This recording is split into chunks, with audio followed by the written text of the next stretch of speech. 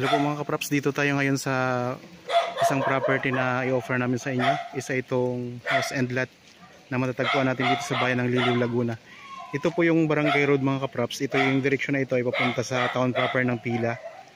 Tapos dito sa kabila, ito naman po ang papunta sa town proper ng Nagcarlan. Tapos pwede rin dumaan papuntang Liliw. So ang property po ay ito na mismo mga kapraps. Bali ang sukat nito ay 1,633 square meters. Ito ay titulado. Tapos ito yung bahay na sakop mga kapraps. Meron itong bakod na mga ano yung ito mga kapraps ng bakod nyo. Tapos meron ditong puno ng kakao sa unahan ng property. Yan po yung mga kapitbahay ninyo po dito sa property mga kapraps.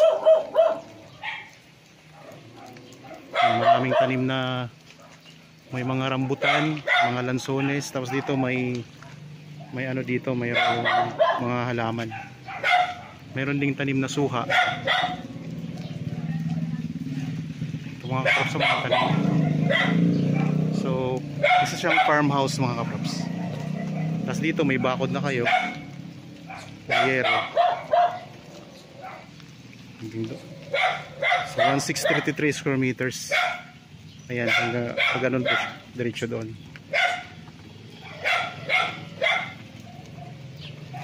Ayan lang po ang Barangay Road, oh. Barangay Road, tapos may mga halaman na siya.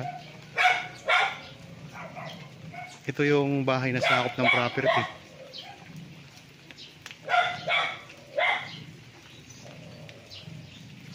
So kung sakaling mabili nyo ito mga kapraps, pwede nyo naman pong i-renovate ito kasi medyo luma na ang design niya. Ayan mga kapraps. Ayan, ikutin natin to. Ang distansya nito sa town proper ng Pila, kasi malapit to sa Pila, nasa 10 minutes travel time lang. Mas malapit kasi ito sa Pila mga kapraps, boundary ito ng Pila at saka Liliw. Ayan ito, ang daming mga lansones mga kapraps, oh. So palibot na po siya ng bakod. So dito may bakod na rin ni yero. Ito may puno ng mangga. Yan, may kapitbahay na rin kayo dito. Pero ang space niya mga kapraps, malawak siya. Kaya marami ka pang pwedeng gawin dito. Mayroon din puno ng guyabano. Marami siyang tanim. Mangga, merong rambutan, merong santol, may kakao, may guyabano, mayroong mga papaya. Tapos marami din siyang tanim na lansones. Meron na itong linya ng kuryente at saka tubig mga kapraps. Kaya wala na kayong problema dito sa tubig at kuryente.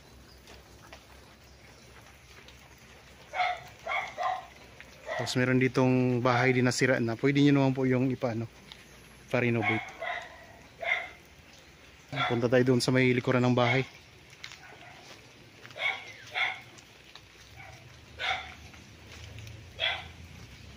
Tingnan natin yung mga tanim pa dito. Marami siyang tanim mga kapraps. Farmhouse. Ito yung sirang bahay na. Saan po? Hanggang saan? So, pahaba yung korte ng lupa. Ito mayroon ding puno ng langka. Ang daming mangga, oh. Manggang kalabaw. Mangang kalabaw to. Yan may mga. So, diretso tayo doon sa pinakadulo. Ito mga lansones, dami dito lansones mga kapraps. At ang linis ng lupa dito sa likod. Ito yung pinakalikurang bahagi ng property. Yan, napakalinis ng lupa.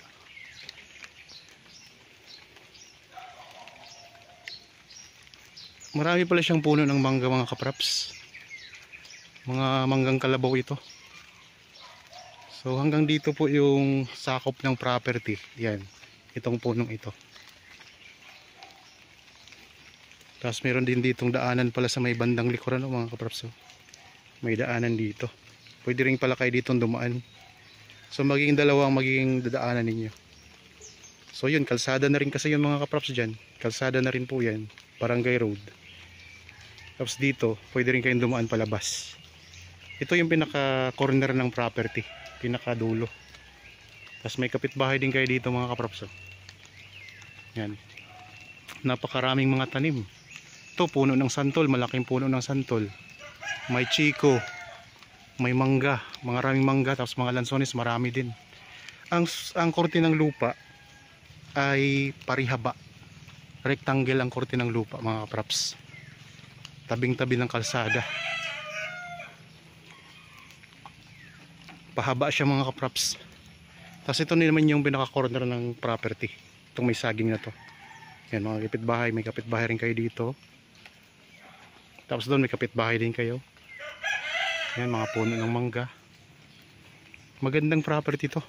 Ang presyo nito ay makikita nyo sa description box at sa title nitong video.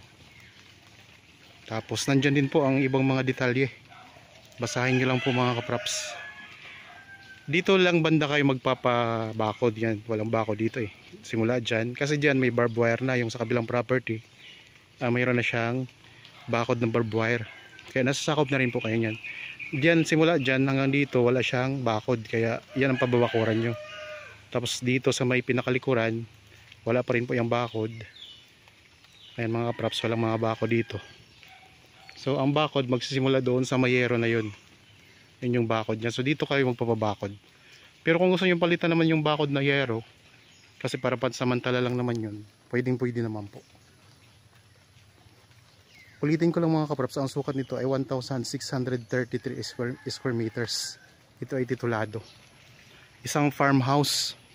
So yung bahay na nakita nyo kanina sa unahan ay medyo luma na. Kaya kung sakaling mabili nyo, pwede nyo yung i-renovate o kaya talagang gawin nyo ng bago talaga mga kaprops. Tapos ito yung pinakalikuran, nandito tayo ngayon. Dito may puno din pala ito ng niyog mga kaprops. Hindi ko nabanggit kanina. May ilang puno ito ng niyog. 1, 2, 3, mga 10 yata na puno ng niyog. So ito mga lansones. Maraming lansones dito sa pinakalikurang bahagi ng property. Tapos ito naman yung isang bahay na to. Yan ay tatanggalin na talaga yan. Sisirain na yan.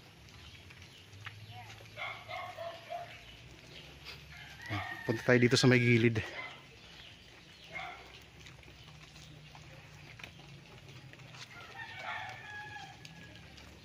Yan, ito yung pinaka gilid na bahagi naman ng property mga kaprops. Ito yung tinuro ko kanina na magpapabakod kayo simula dito papunta doon. Kasi yan yung pansamantalang bakod niya.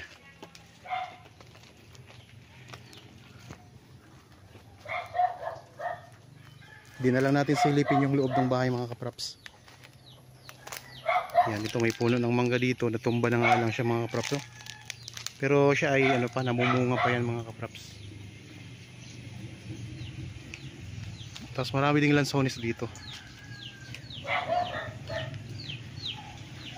Pwede kayong tumawag sa amin kung gusto nyong malaman yung iba pang detalye na hindi ko nabanggit dito sa vlog natin. Yan, puno ng langka.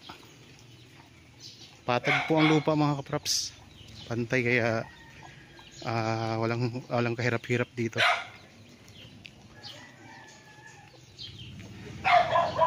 Ayan lang po ang kalsada.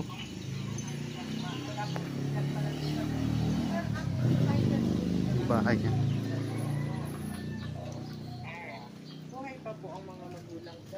Ito, dito na tayo sa may harapan ng property. So ito yung kalsada na ito yung sinimula natin kanina. Paganyan po. Ito yung pa Nagkarlan at sa Kaliliw. Mga 15 minutes drive siguro ang distansya nito sa town proper ng Nagkarlan. Tapos sa Liliw, mas malayo pa ang Liliw.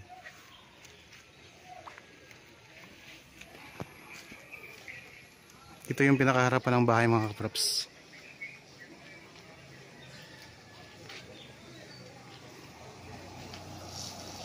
Yan, ito yung direksyon ito papunta sa town proper ng Tila, Laguna. Puntang Tila po yan mga kaprops. Okay?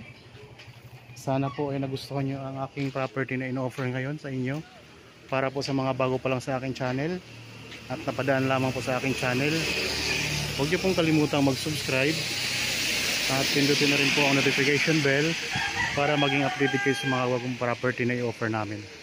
Maraming salamat po. Lagay tayong mag-iingat at God bless po sa ating lahat mga kapraps.